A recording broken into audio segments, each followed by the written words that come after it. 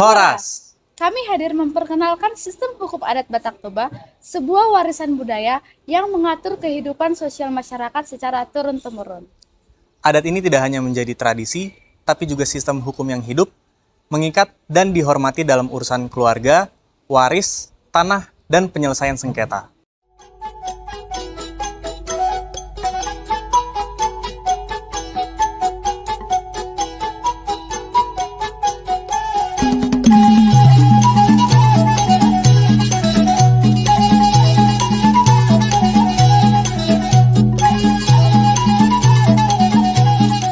Sistem kekerabatan Batak Toba bersifat patrilineal. Artinya, ayah mewariskan marganya kepada anak-anaknya, khususnya anak laki-laki. Dalam sistem hukum adat Batak, marga adalah identitas. Ia mencerminkan asal-usul dan hubungan antar marga, di mana inilah yang menjadi dasar utama interaksi sosial.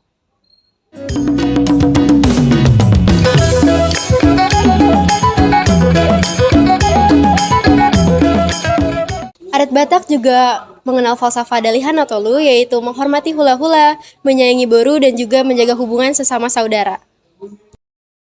Oleh karena itu, pernikahan antar sesama marga dilarang keras karena dianggap masih memiliki hubungan saudara. Begitupun juga dengan sesama marga yang memiliki sumpah larangan, dan hal ini disebut sebagai marpadan.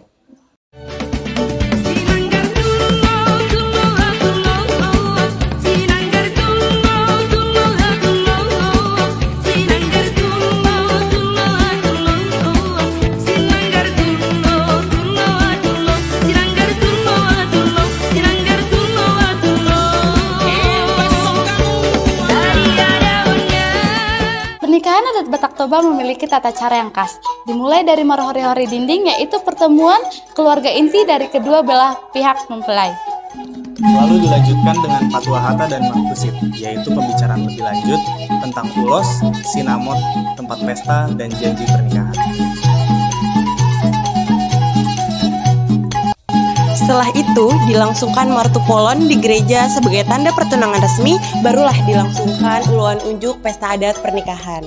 Prosesi ini melibatkan raja adat dari kedua belah pihak, tetua keluarga, serta pemberian ulos sebagai simbol restu dan ikatan kekeluargaan. Dalam kehidupan rumah tangga, laki-laki berperan penting sebagai kepala keluarga, sedangkan perempuan tetap harus dihormati dan dihargai sebagai boruni raja, sebagai penolong dan pendamping dalam kehidupan rumah tangga yang sangat berperan penting.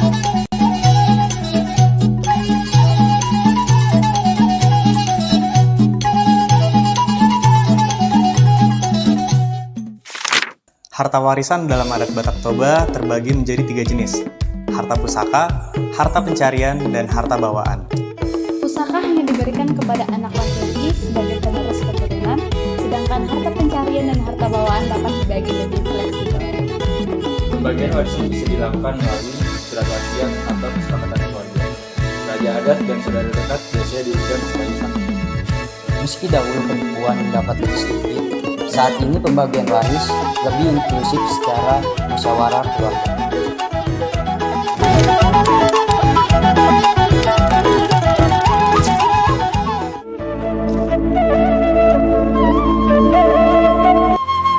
Tanah ulayat adat Batak disebut Buna Pasogit, yaitu kampung asal marga.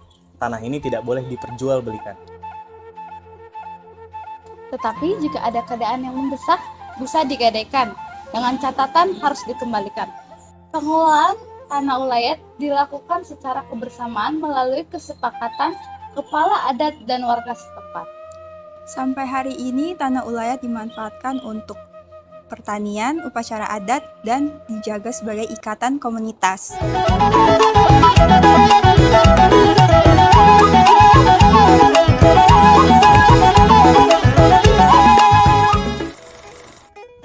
Jika terjadi sengketa tanah atau waris, masyarakat Batak Toba akan menyelesaikannya terlebih dahulu melalui musyawarah adat. Raja adat atau ketua adat akan memimpin musyawarah untuk mencapai kesepakatan. Jika tidak berhasil, barulah sengketa dilakukan melalui jalur hukum formal hingga ke pengadilan. Masyarakat tetap lebih mengutamakan penyelesaian adat untuk keadilan dan bermartabat dan juga menjaga keharmonisan keluarga.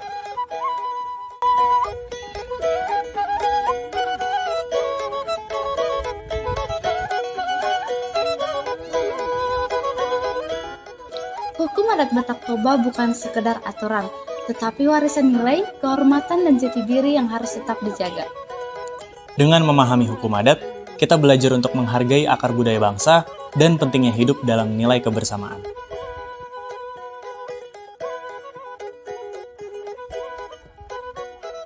Horas, lestarikan adat, Lestarikan Indonesia.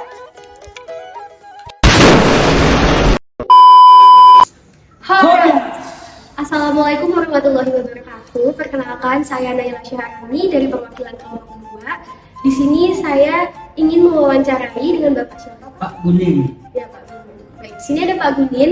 Saya akan mewawancarai mengenai adat dari Batak Toba. Di sini tugas mata kuliah hukum adat. Baik. Ada beberapa pertanyaan, nanti bisa dijawab, Pak. Siap. Untuk pertanyaan yang pertama, dalam Batak Toba ini, apa sistem kekerabatan yang dianut oleh masyarakat Batak Toba? Apakah patrilineal atau dari ayah, atau matrilineal dari ibu, atau bilateral dari keduanya? Hukum adat bagi Sumatera Utara itu hukum adat patrilineal, keturunan dari ayah, anak laki keturunan dari ayah. Karena anak laki ini bagi suku Batak ini yang sangat dihormati. Bukannya suku bukannya istilahnya Boru itu tidak dihormati, diutamakan anak laki, karena anak laki ini mereka ini yang membawa hidup nanti Boru yang dia bawa, jadi tulang punggung. Sistem patrial ini anak laki keturunan dari ayah. Contohnya orang Batak ini dia kalau nikah itu harus mempunyai anak laki, karena supaya marganya itu tidak hilang. Kemudian pertanyaan yang kedua, ini mengenai sistem perkawinan, Pak. Dalam Batak Toba ini, sistem perkawinan apa sih Pak yang dianut? Entah itu endogami yang kayak tidak boleh menikah dengan suku yang sama, atau eksogami tidak boleh menikah dengan di luar suku, atau heterogami yaitu bebas asal tidak satu daerah. Bagi suku Batak itu tidak boleh menikah sesama marga, karena sesama marga ini sama dengan sesama saudara. Contohnya kayak kita juga kan nggak bisa menikah sesama saudara. Karena apa? Nanti jatuhnya di rumah tangga itu bisa aja tidak harmonis, keturunannya pun bisa aja tidak normal. Nah itu hukum hukum adat atau hukum alam. Berarti menikah sesama marga sangat itu berpengaruh.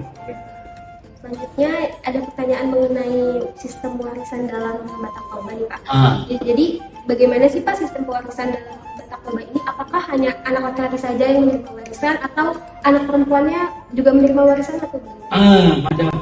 Pada dasarnya di suku Batak ini anak laki ini yang bisa mendapat warisan. Tergantung kemusepakatan dari keluarga, apakah perempuan dapat, apakah tidak. Jadi pada dasarnya yang dapat warisan ini hanya anak laki. Karena anak perempuan ini pada suatu saat kalau dia nikah dibawa oleh lakinya, dan marganya pun bisa katakan hilang. Karena makanya bisa bilang tadi lagi ke atas, kalau orang Batak itu harus mempunyai anak laki, karena supaya marganya tidak hilang. Tapi kalau misalnya menikah beda marga, itu perempuannya ikut marga laki-lakinya atau? Ya itu hilang, ikut ke marga laki. Ya. Jadi dalam hal warisan itu balik lagi ke keluarganya. Iya, balik lagi keluarganya, kesepakatkan. Lalu dalam jenis harta yang diwariskan itu ada apa aja Pak? Apakah harta pustaka seperti warisan leluhur, lalu atau harta pencarian seperti hasil usaha sendiri, atau harta bawaan dari milik pasangan? Kalau istilahnya harta itu istilahnya asal pencarian dan harta bawaan dari orang tuanya. Kalau harta leluhur kan mungkin tidak semua orang yang mempunyai. Harta yang sudah ada bawaan dari suaminya, dari orang tuanya, dan harta yang gonogini lah, penghasilan dari gonogini yang diwariskan ke. Tapi berarti harta leluhur ini tuh jarang banget diwariskan, Pak? Bisa pasti itu diwariskan keluarganya. Semua tergantung kesepakatan dari keluarganya. Dan anak perempuan pun kalau memangnya sepakat kasih. Kalau memang aturan ini kan tidak anak perempuan, tapi dengan tergantung kesepakatan dari keluarga. Tapi misalnya anak perempuan itu mendapatkan warisan, apakah sama 50-50? Tidak, sama kayak kita, 2,5%. Selanjutnya ada pertanyaan mengenai tanah wilayah yang ada di Batak Toba. Apakah masyarakat Batak Toba ini masih memiliki dan mengakui tanah wilayah yang ada di wilayah ini? Selama ini tanah wilayah itu tidak ada. Yang pasti tanah ini semacam kayak tanah perkumpulan itu pasti ada. Contohnya apa? Pembangunan gereja, itu baru tak ada itu perkumpulan itu. Jadi tanahnya itu lebih ke tanah bersama yang dipakai untuk kegiatan bersama. Iya, bangunan bersama. Selanjutnya pertanyaan mengenai penyelesaian sengketa dalam Batak Toba, penyelesaian masalah. Berdasarkan dengan hukum adat dulu. Kita panggil ketua-ketua adat, sesepuh-sesepuh. Setelah itu berempuh, apabila itu tidak selesai baru pakai jalur hukum negara. Tapi diutamakan hukum adat dulu. Karena di situ ada yang namanya adat Dalian Natolu. Adat Dalian Natolu itu istilahnya sombah marula. Jadi kita harus tunduk kepada tulang. Nah, kita harus tunduk sama dia. Jadi suatu apapun kita harus tunduk. Kedua, elek marboru. Jadi kita merayu ibu supaya dia mengerti apa yang dia inginkan. Yang ketiga, manat marbongan tubuh. Manat marbongan tubuh itu istilahnya saudara yang bukan satu kandung. Di situ kalau ada masalah, dikumpulkan, dirembukan, diselesaikan secara keluarga di situ, dipanggil ketua-ketuanya. Makanya kan banyak perkumpulan orang Batak. Di situ. Berarti memang dalam penyelesaian sengketa di masyarakat itu, di masyarakat Batak maksudnya emang melalui jalur adat dulu ya? Ada. Iya, apabila tidak bisa dalam kekeluargaan, baru ke hukum negara. Terima kasih atas waktunya. Terima kasih Pak.